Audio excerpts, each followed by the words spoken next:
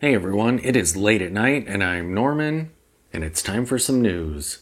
So let us begin.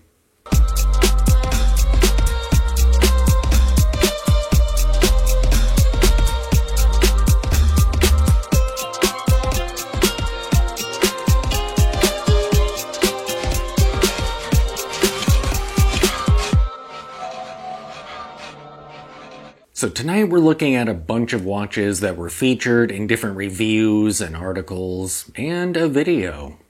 The first watch on my list is the Zarek Double Retrograde.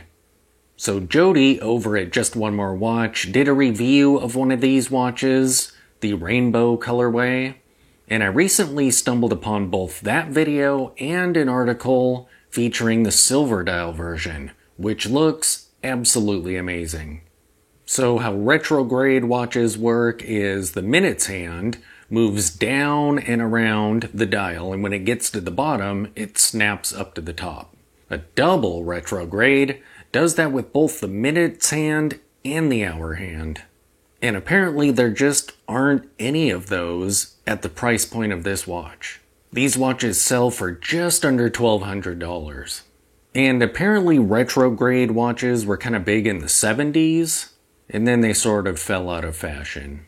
And now I think they're pretty rare. But this silver colorway just looks so good. It almost looks like a vintage radio, in a way. So the hands are centered around the left side of the dial, and behind the hands is a cool semicircle pattern of lines that just kind of goes straight off the side of the dial. Then just outside of that are the hour indices with some applied markers. And then coming off of that are horizontal lines that point to the minutes indices. So when you're telling the time, you want to look at where the hour hand is pointing, and then look at the minutes hand and trace that over to the minutes. I love everything about the aesthetic of this watch when you're looking at it head on. Some of the side shots, it looks like it's kind of thick, like distractingly thick. But I could be wrong. Unfortunately, I haven't been able to see one of these in person. Now, Jody's gripe with this watch, besides some legibility in the colorway that he was looking at, was the date complication.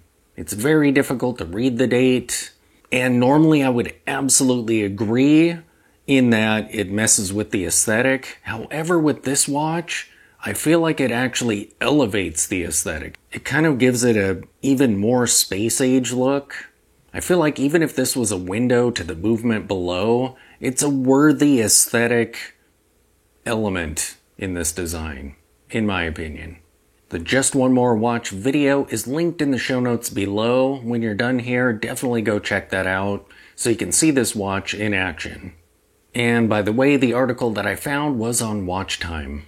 Next up we have a 100% Swiss watch. And I found this on Worn and Wound.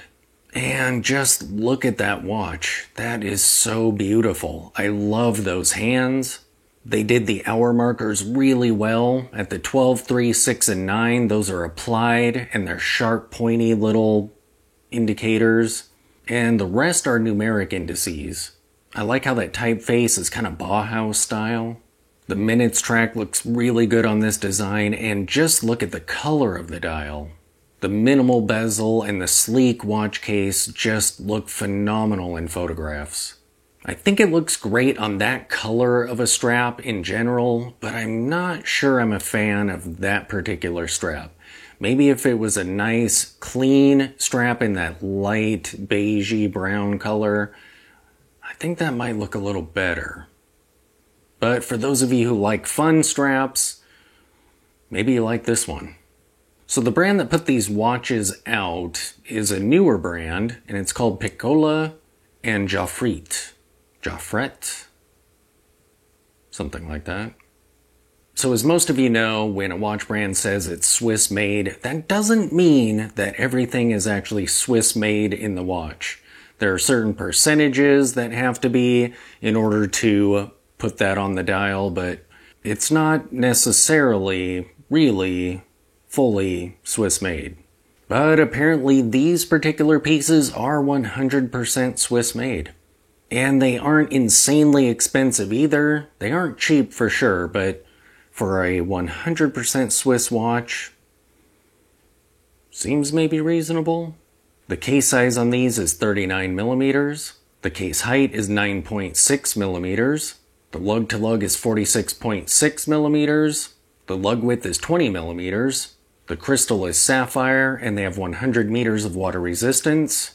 And the movement that's inside these is an ETA 2895-2. And they retail for $2,700. The next watch on my list comes to us from Wristwatch Review. And in the past, I've spoken about the first edition of this watch, but now there's a new release. So this is the Timex Galli. I hope that's how it's pronounced. According to How to Pronounce, Giorgio Galli is pronounced that way. This is the S2 Ti, and this time they went with titanium for the case. And, oh man, just look at that watch. It looks like a pull router. So beautiful. It's no date, it's minimal, it's sleek, it's elegant and classy. And I agree with the reviewer on this site, it is too expensive. The bracelet has a quick release mechanism to it, which is amazing, and should be on every bracelet in my opinion. The display case back looks great, and I believe the S1, the first Galli that they did, had fun with the sides of the case just like this one. This is such an amazing looking watch. The case size is a nice, contemporary but modest 38 millimeters. The lug to lug is 46 millimeters. The lug width is 18 millimeters. So proportions wise, they dialed this in pretty well. The externals are made of titanium. It has a sapphire crystal, 50 meters of water resistance. Inside these watches is an SW200-1 Sellita movement, but they retail for almost $2,000. I mean, I get it, they're titanium, but I agree with the wristwatch review author. There just doesn't seem to be watch enough to support that price point. The design is absolutely phenomenal, but yeah, I feel like that is kind of a stretch, sadly. But they are beautiful. Wow. The next watch I found on Hodinkee. And this is an article on the Autodromo Monoposto Mobile One watch. And those dials are pretty fun, with the iconic Pegasus on there. I feel like in general, Autodromo's designs are just amazing. I don't know if I've seen a piece that they've put out that I haven't liked. I mean, for me personally, maybe case sizes. I don't know. I haven't looked at the specs on all of their watches. I do like the Group A, the synth-wavy looking one. Whichever group it was, I have an eBay search out there for it. And my only beef with those is, one, I don't ever see the green variant with the grid on the dial. And two, they're kind of spendy, and I don't know how much wrist time they would get. I like them, but I don't know. But I really love the dial on this watch. I love the super minimal case. It looks amazing on a blue strap. These are very large watches though, especially for the design, being that they're all dial. Yeah. The case size on these is 43 millimeters. The height is 10.8 millimeters. The crystal is sapphire and they have 50 meters of water resistance. Inside these watches is a Miyota 9039 movement. And they retail for $875 for the stainless steel variant and $950 for the gold-plated one. And these are limited editions. The stainless steel is limited to 100 pieces and the gold to 50. And the last watch on my list comes to us from Monochrome Watches. And this is an article on some of the new colorways for a dive watch by the brand Montoire. See how I snuck a little French sound in there? So these watches are great, super minimal dive watches. I always love me some dot indices. They're no date. The hands are nice, plain pencil hands. I love the thin, triangle-shaped seconds hand on them. And the small, minimalist bezel, super cool. The case design is very tooly and utilitarian. And I believe the original colorways were blue and black. And look at that blue.